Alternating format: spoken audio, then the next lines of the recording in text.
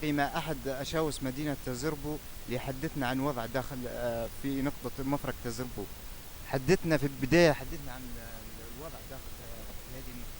والله الحمد لله تو وضع طبعا بعد دحر العصابات السودانيه والتشاديه من المنطقه هذه من فوز للبزريق.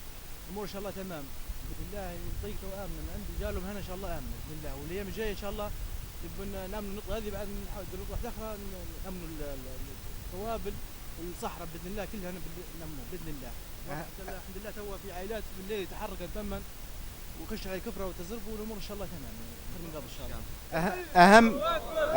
أهم المطالب اللي توجهوها لأهالي تزربو وأهالي كفرة وكل الليبيين. بالنسبه للاهالي باذن الله الحمد لله ما قصروش يدعمونا حتى بالكلمه الطيبه، وما خصوا على شيء باذن الله، يعني ما خصنا شيء باذن الله. يدعمونا حتى بالكلمه الطيبه الحمد لله، يعني معنوياتنا تمام وقاعدين الحمد لله بسيطين وامور تمام ان شاء الله. الله. ناخذ كلمة العميد بلدية تزربو سيد إبراهيم جاد الله فرج، كلمة لهؤلاء الأشاوس المتواجدين في هذا المكان. بسم الله الرحمن الرحيم، والصلاة والسلام على أشرف الأنبياء والمرسلين سيدنا محمد على آله وصحبه أجمعين. والله الحقيقة الواحد يعجز اللسان عن شكرهم. شباب قدموا تزربو الكثير، قدموا دورة ليبيا الحبيبة الكثير.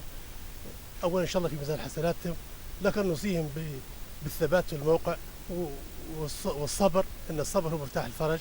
إذا ربنا ينصرهم ويقويهم، وإن شاء الله ديما رافعين رؤوسنا زي قبل زي تالي، وإن شاء الله ربنا يكون في ميزان حسناتهم ويوفقهم ربي لما فيه خير البلاد والعباد إن شاء الله. إن شاء الله. إن شاء الله. كلمة لأحد مشايخ وأعيان مدينة تزربو السيد أبو بكر سبي. كلمة.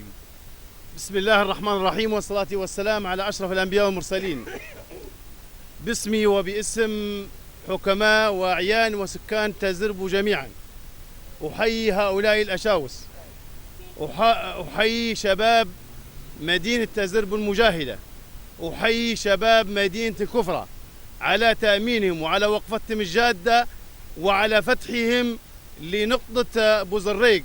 الحقيقة هذه النقطة سواء كان نقطة بوزريق أو نقطة مفرق تزربو، هذه الرئة التي تتنفس بها مدينة كفرة ومدينة تزربو، وبالتالي لابد صراحة أن نقدم كل شكرنا وتقديرنا لهؤلاء الشباب الذي بذلوا كل جهدهم وما يملكون في حتى تم تأمين هذه المنطقة، وهذا ونحمد الله عليه.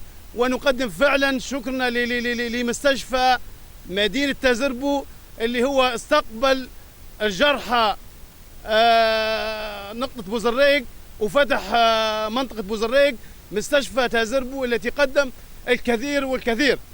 نشكر أهل تزربو كلهم، ونشكر المجلس البلدي الحقيقة على الخدمات اللي قام بها وقدمها، ونشكر شبابنا. وإن شاء الله بإذن الله حتوضع خطة استراتيجية بإذن الله كاملة لتأمين هذه المنطقة بالكامل، بحيث الناس تمشي في رياحية، تذهب في رياحية أو تسافر برياحية من تزربو من الكفرة إلى الساحل بإذن الله تعالى. ونقدم كل شكرنا وتقديرنا، وبارك الله في الجميع.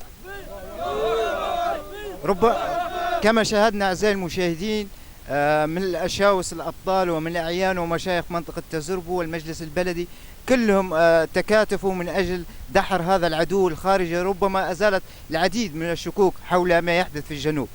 في نهاية هذه التغطية تقبلوا تحياتي وتحيات فريق العمل، والسلام عليكم ورحمة الله وبركاته.